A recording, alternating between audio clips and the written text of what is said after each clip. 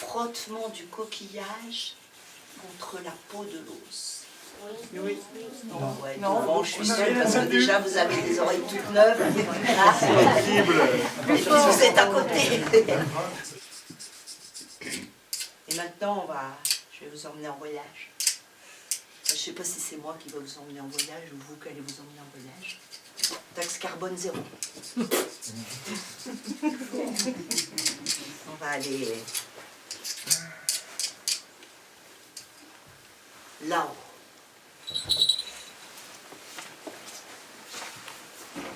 Chez les Évènes, les Nénets, les Évènes, les Inuits, les Tchouktches, les Yakoutes, les Komis, les Esquimaux. Tout près de la culotte glaciaire, juste avant qu'elle ait commencé à fondre. Il y a longtemps, longtemps et encore plus longtemps que longtemps. Ça commence par l'histoire d'un homme, un chasseur, un pêcheur, comme le sont presque tous les hommes dans ces contrées de grands glaciaires, de blizzards et de mers frigidaires où on va. Ça commence par l'histoire de Ningguo. Ningguo, c'était le meilleur pour pêcher les reflets de la lune sur le miroir des glaces. Mais dans sa besace, des flétans, des gabillots, des saumons. Pas l'ombre d'un pet de loutre. Ningguo, il était le plus fort pour chasser les couleurs changeantes et fluorescentes dans les replis des aurores boréales.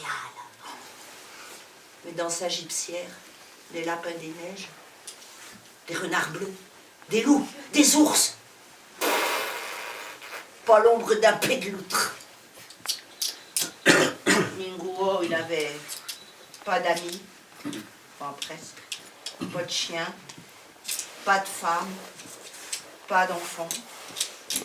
Dans ces contrées de vent glaciaire et de mer frigidaire, mieux vaut remplir le congélateur, sinon tu meurs. Et les femmes préfèrent les bons chasseurs, pêcheurs, payeurs, oh, doux rêveurs. Question de survie. Hein. Pourtant, Ningguo...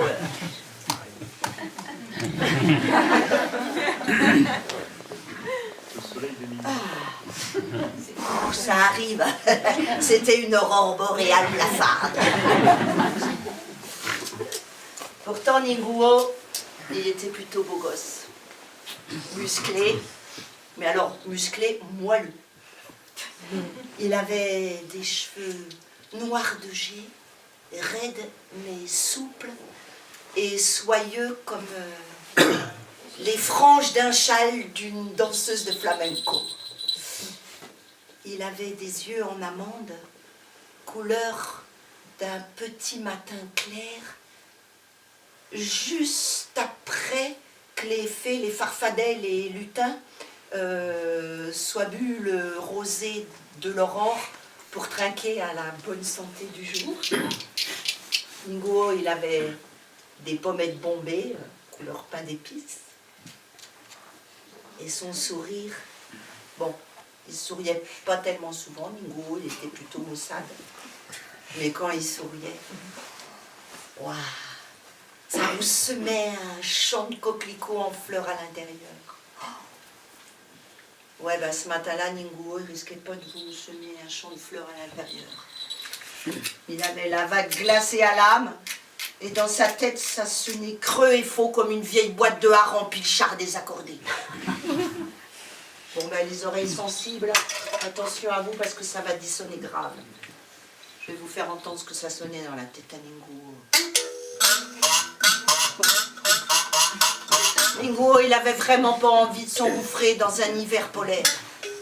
Faut dire que l'hiver polaire, c'est pas la douce polaire en microfribe qui te tient chaud, non.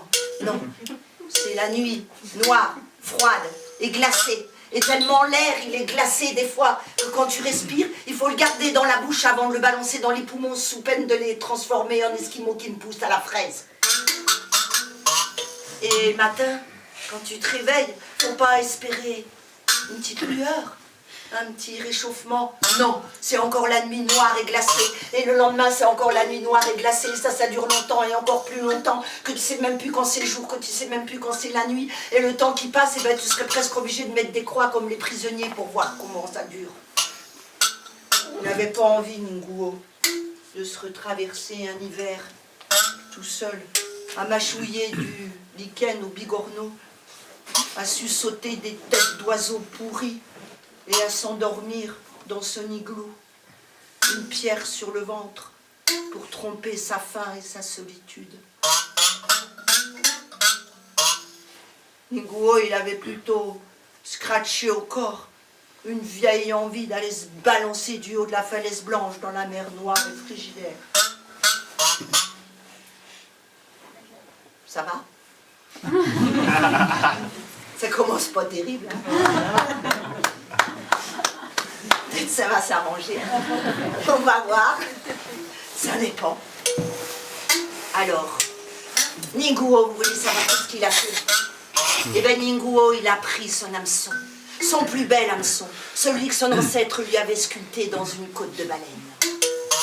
Il l'a monté soigneusement sur sa ligne de pêche, la plus belle, la plus longue, la plus solide. Il a pris son filet au mailles sans faille, on ne sait jamais, sa pagaie. Et il est allé rejoindre son kayak pour une dernière sortie en mer avant qu'elle ne gèle. Oh, une baleine blanche! Oh, oh, c'est ton jour de chance! Oh, Nguo! Oh là! Oh, oh. Et Nguo, qui est un rêveur, mais pas un mou du genou, il s'active avec sa pine de lèche pour... Avec sa quiche de pelle. Toi, tu tiens elle. Voilà, super. Tu tiens elle, qui tient lui, qui tient la ligne de pelle. Tu tiens bien? Il a couru sur les morues qui séchaient, un truc que tu peux même pas imaginer, surtout avant les prémices de l'hiver dans le Grand Nord. Et qui le suivait?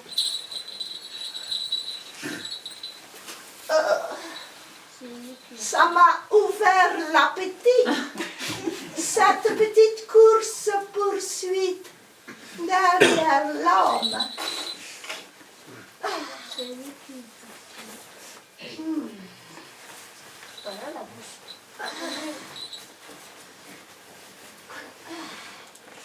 Délicieuse, c'est Maurice.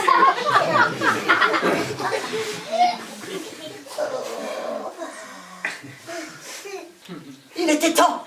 Les lamproies vampires sont arrivés.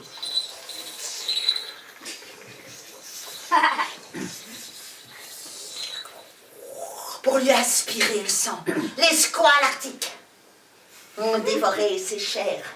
Les raies volantes ont brouté sa longue chevelure de jet. Les crustacés ont grignoté les moindres petites parcelles de peau, moindres petites parcelles de chair agrippées aux os, pour lui faire un squelette tout neuf, un squelette tout propre.